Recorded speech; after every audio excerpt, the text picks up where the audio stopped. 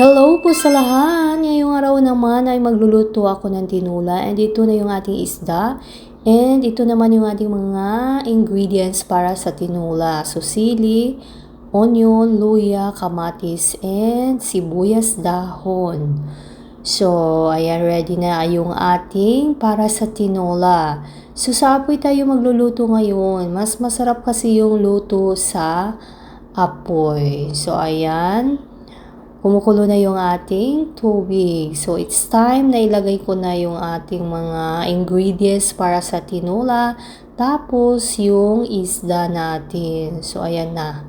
Ilalagay ko na yung ating mga ingredients para sa tinola.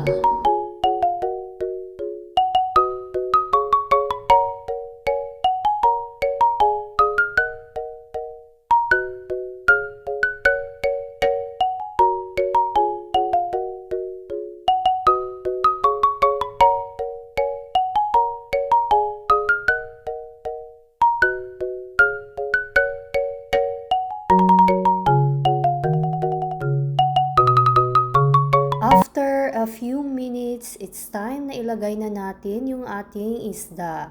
So, hiniwa yung ating isda kasi medyo malalaki yung ating isda ngayon para sa ating tinola. So, ayan na yung sabaw na ilagay ko na kasi yung mga ingredients. So, ayan, ilalagay na natin to. Si medyo madami-dami yung ating tinola ngayon. So, halos mapuno ata tong ating lalagyan. And then, katamtaman lang din yung ating sabaw para at least ma-feel natin yung sarap ng ating tinola. Haluin muna natin ng maayos yung tinola.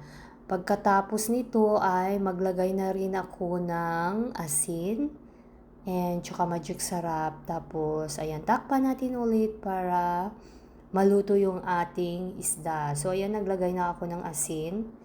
And then, ayan naman yung magic sarap para masarap yung ating tinola. Ngayon naman ay magdagdag ulit ako ng sili para sa tinola. So, feel ko talaga dagdagan yung sili.